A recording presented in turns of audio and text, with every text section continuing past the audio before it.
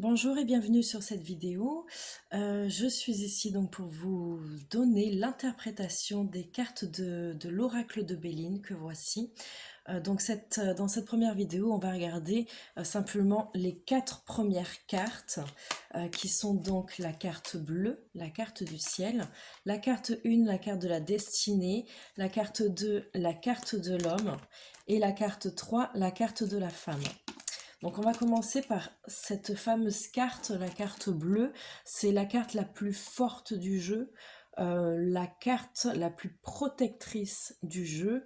C'est-à-dire que simplement, s'il y a des très mauvaises cartes dans votre jeu, voire les pires, vous allez simplement être observateur du problème et en être tiré par des ailes d'ange, on va dire, par le ciel. C'est comme si, par exemple, il y avait tout dans les cartes qui décrit, par exemple, un accident grave, voire peut-être mortel, et que quand cette carte sort, nous dit justement, ben, il y a un risque d'accident, voilà, vachement peut-être grave, et vous allez vous en sortir indemne, voire même vous allez vous demander comment vous en êtes sorti. C'est limite la carte aussi quand on a la santé, vraiment une santé, des cartes très mauvaises. Quand on a cette carte, on peut parler de quelqu'un de miraculé. Donc c'est pas, ça veut pas dire quand elle sort que tout ira super bien et que vous allez avoir un jeu magnifique, une vie magnifique, une année magnifique. Ça veut dire justement qu'il peut y avoir des gros dangers et que en cas de ces gros dangers, faudra pas s'inquiéter puisque il y a vos anges gardiens, il y a cette carte-là qui fera barrage sur ce gros danger. Donc il peut y avoir des événements catastrophiques qui se passent autour de vous. Ce sera peut-être un mal pour un bien, peut-être que vous en serez vraiment un minimum touché, voire même observateur du truc. Mais cette carte protège et atténue énormément le risque. Donc voilà pour cette première carte. Euh, donc, on va commencer par la première carte, donc la seconde, hein, qui vient après la bleue, mais c'est la numéro 1. Donc en numérologie, le 1, c'est le départ, c'est quand on commence. Et effectivement, alors ici, vous avez marqué, je suis désolée, j'ai pas une bonne qualité, mais il y a marqué la destinée. C'est la carte de la destinée, ça représente une clé. Donc c'est la clé de votre destinée, tout simplement.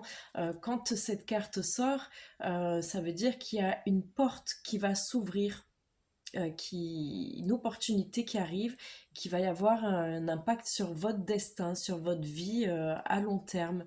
Ça me parle oui, de votre destin, de votre vie, de votre avenir. Ça me parle aussi d'une solution à venir, puisque la clé, symboliquement, quand on a trouvé la clé, c'est qu'on a trouvé la solution pour. Donc s'il y a des cartes qui représentent par exemple des problématiques et qu'à la fin du jeu on a cette carte, c'est très bon, ça veut dire qu'on va trouver la solution à cette problématique. Voilà. Par exemple, si on a une demande, une demande sur un déménagement, cette carte est très positive parce qu'on voit que c'est la clé, ça peut représenter la clé d'une maison. Au niveau professionnel, ça peut représenter les responsabilités, le fait qu'un patron vous donne la clé, vous fasse confiance et vous donne un poste en plus qui aura un impact sur votre destinée, donc peut-être un poste à long terme ou alors un poste important qui sera très de bon augure dans votre avenir. Cette carte aussi, c'est une carte de déblocage puisque c'est une clé, elle ouvre les portes. Au niveau spirituel, elle peut ouvrir les portes de la médiumnité, les portes de nos capacités de guérison, par exemple, le magnétisme, tout ça. Vous voyez, c'est une clé et au bout de la clé, alors je ne sais pas comment on s'appelle cette partie, mais bon, c'est représenté par un livre. Ça représente le secret. Donc, vous avez la clé du secret de votre journal intime. Et en gros, si vous êtes perdu, tout ça un peu sur votre personnalité, vous-même, vous savez pas ce que vous foutez là, dans quel métier vous voulez aller ou quoi, cette carte, si elle sort dans votre tirage, va vous dire que, va vous révéler justement votre vrai potentiel, votre chemin de vie. Voilà, c'est le livre de votre vie puisque c'est lié à votre destinée. On peut voir beaucoup de choses sur les vies antérieures aussi avec cette carte. Voilà. ensuite, carte suivante, donc ça va être l'étoile de l'homme. Elle est numérotée en 2. Donc c'est la carte de la communication.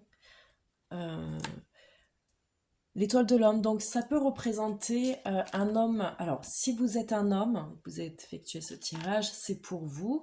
Si vous êtes une femme mariée, on est dans un tirage couple, forcément que ça va être votre mari. Si on est dans un tirage famille, ça peut être votre papa ou un frère ou même un grand-père. En tout cas, c'est quelqu'un d'assez important ou proche de vous. Dans le travail, ça peut être un patron. Voilà. Si à l'amour, ça peut être et le travail, un homme dans le travail qui a des sentiments pour vous. Des fois, les deux domaines sont liés. Mais cet homme-là représente forcément une énergie masculine. Alors après, une femme peut tirer cette carte-là pour elle. Dans ces cas-là, parce qu'on a le yin et le yang, l'énergie masculine, féminine, dans ces cas-là, on peut décrire une femme qui est un peu trop dure avec les autres, trop dure avec elle-même, un peu, voilà, comme un homme très responsable qui porte les courses, qui porte les trucs, qui fait les trucs d'homme toute seule. Souvent, c'est des femmes très indépendantes, très autonomes, qui a ce côté masculin un peu développé. Dans ces cas-là, il faut retourner à son identité et inciter la femme à retrouver un petit peu son côté féminin. Parce qu'ils ne doivent pas être absents ni totalement présents, mais ils doivent être équilibrés. Et selon une femme et un homme, normalement, c'est l'étoile de l'homme qui doit sortir pour un homme et l'étoile de la femme qui doit sortir pour une femme. Alors après, au niveau des genres, il y a beaucoup de discussions et de débats à mener aujourd'hui, en 2024. Mais cette carte parle bien d'une personnalité qui est née masculin. Donc on parle réellement d'un homme biologiquement parlant. D'accord? Voilà. Et là, je vais pas développer plus puisque c'est exactement la même carte que l'étoile de l'homme, mais on est sur l'étoile de la femme. Donc ça va être soit vous, si vous êtes une femme, ça peut représenter aussi l'énergie d'un homme. Attention, je vous expliquerai plus tard dans d'autres vidéos comment déterminer si ça parle de vous ou de quelqu'un d'autre. Sinon, ça peut être votre maman, une sœur, une amie très proche, une patronne. Voilà. Voilà pour cette carte. Et je vous dis aux vidéos suivantes où nous allons parler des cartes du soleil.